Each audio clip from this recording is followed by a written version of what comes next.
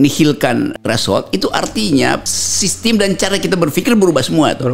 Jadi jangan anggap kalau nol itu lalu oligarki bertanding. Enggak, nol justru juga untuk menolkan oligarki kan. Dan itu akan di backup oleh people's power. Jadi bukan sekedar nol lalu sistem pemilu masih sama, bahkan bisa berubah sepenuhnya tuh. Jadi memang kalau ditanya serius, enggak, lu serius banget buat mengorganisir itu tuh. Karena cuma itu jalan keluarnya, nggak ada jalan lain kan. Jadi kalau kita ingin betul-betul hijrah dari kemaksiatan politik ini, mau politik, apalagi ini musim haji, bulan haji ya itu ya lakukan gerakan LBP. Masa presiden udah dipilih secara mayoritas tapi masih perlu kayak sekarang itu lobby di DPR, itu artinya agak dungu dong presidennya, nggak punya kemampuan untuk manuver itu.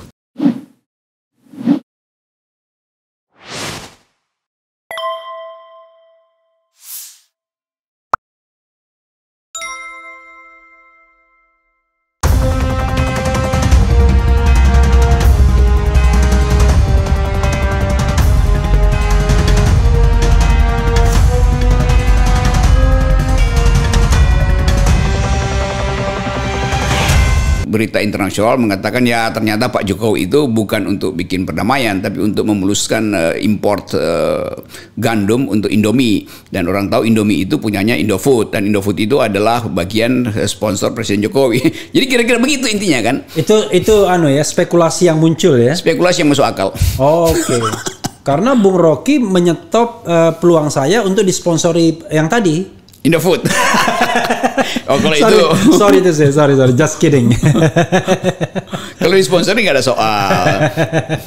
Tapi sponsor itu baru bisa berlangsung kalau import gandum sebagai bahan baku Indomie itu jalan. Kita udah sebut berkali-kali Indomie, Indofood mestinya sponsor udah bisa masuk dong. Oke.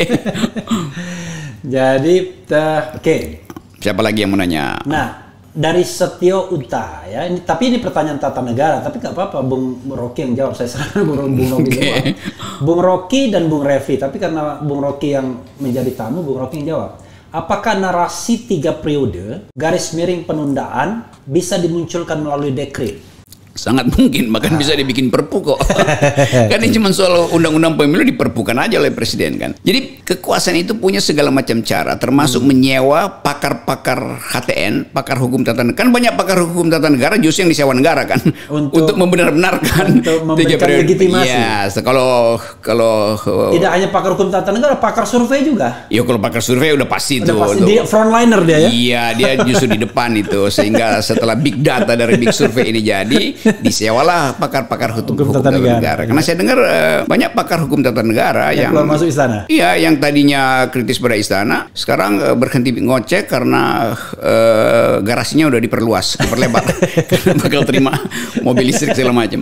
Itu pentingnya kita kasih kritik juga bahwa pakar hukum tata negara dia harus memeriksa kelengkapan hukum negara itu atau kelengkapan alat bernegara berjalan apa enggak nih untuk membackup negara, bukan jadi juru bicara negara kan, atau jadi humas negara atau legitimator ya. Iya, itu bahaya itu. Oke, ini karena banyak banget dan begini-begini terus scroll terus saya acak aja Bung ya. Iya.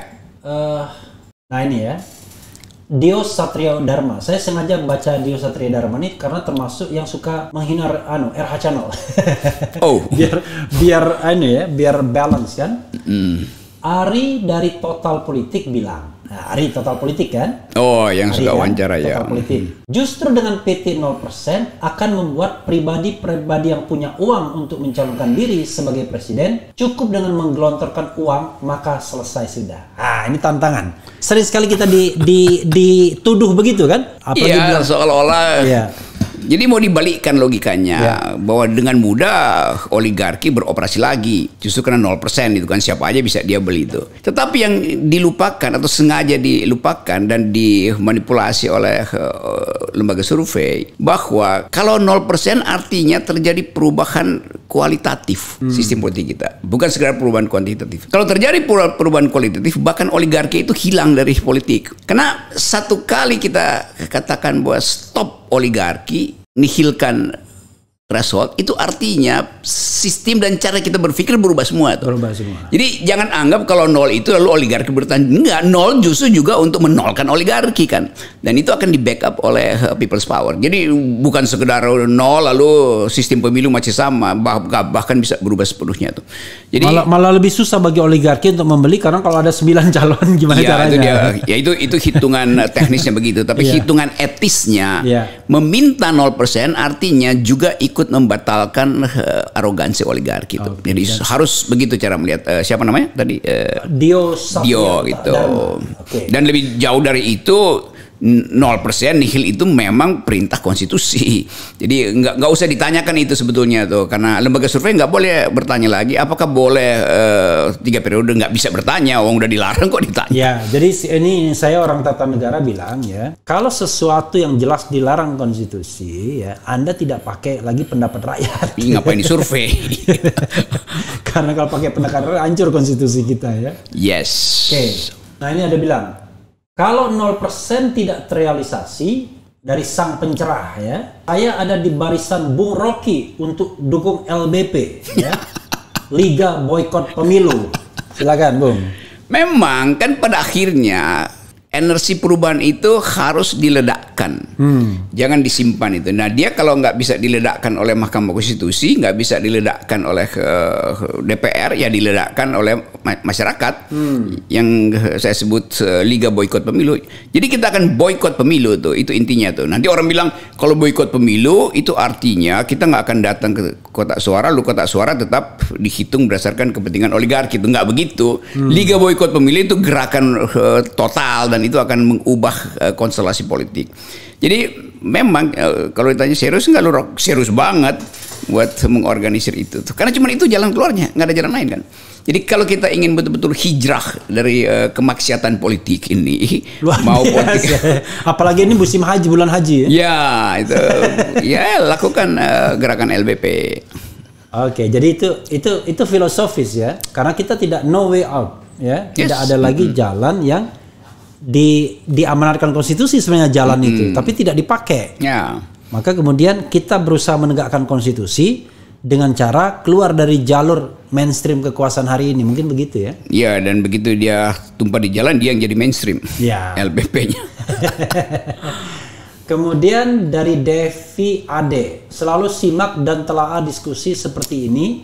Sebenarnya apa yang terjadi pada negara ini, dan saya sampai pada kesimpulan bahwa negeri ini dikelola hanya seperti perusahaan. Ironisnya, pejabatnya hanya mikirin uang. Wah, ini sih statement. Tapi nggak apa-apa kalau mau di. Ya itu pertanyaan generik sebetulnya. Artinya semua orang tuh mau lakukan pertanyaan itu tuh. Karena memang udah diubun-ubun kejengkelan pada kekuasaan. Terutama setelah krisis minyak goreng nggak bisa diselesaikan. Sekarang ada kewajiban macam-macam untuk beli Pertalite, mesti pakai aplikasi itu. Dan tadi saya baca di media itu udah mulai terjadi kerusuhan tuh. Jadi waktu ditanya aplikasi itu yang antri bensin itu langsung justru ambil selangnya itu dia masukin sendiri aja ke tempat ke tempat bensinnya itu, ke tanknya dia tuh. Karena menganggap apa urusannya tuh, bikin repot aja, dan dia mesti bayar tambahan. Dan satu lagi, kalau dia pakai aplikasi kan nggak boleh itu di pom bensin menghidupkan handphone.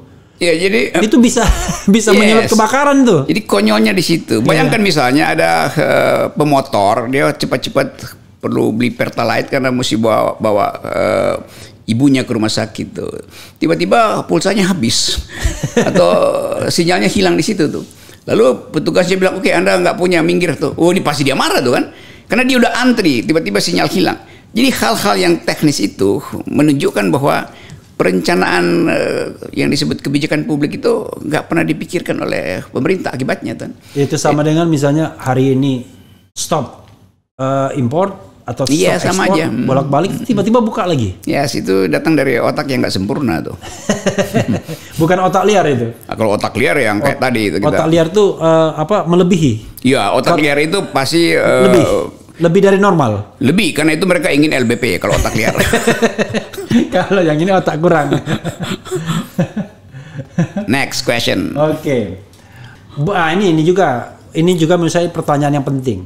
Bung RH dan RG, apakah benar kalau PT 0% susah di parlemen nantinya? Maksudnya presiden terpilih kan? Selalu begitu kan?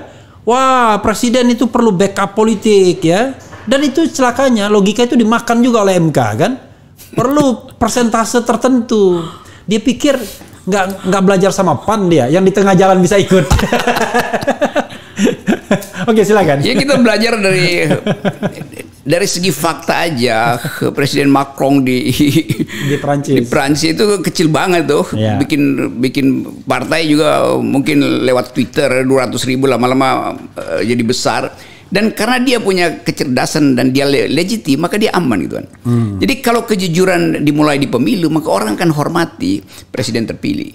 Bahkan kalau surat suaranya itu kita masukin, yang nggak usah digembok, bahkan pakai masukin surat suara di kantong kresek. Kalau orang percaya nggak apa-apa kan.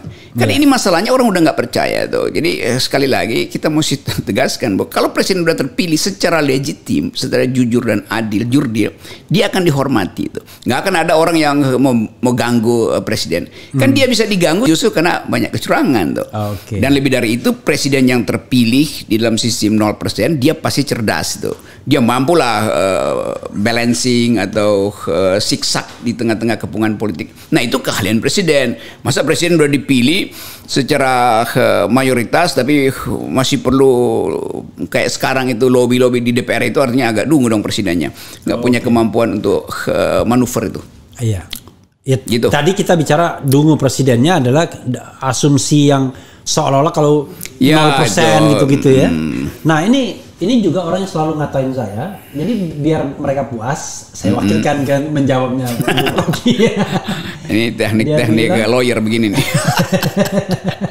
Dua provokadrun dungu lagi bahas kesuksesan Pak Jokowi. Nah, apa tanggapan Bung Rocky? Jadi duo provokadrun dungu lagi bahas kesuksesan Pak Jokowi. Apa tanggapan? Maksudnya pertanyaannya, dua provokator sukses lagi bahas kedunguan Pak Jokowi, begitu? Terbalik. Oh, sorry.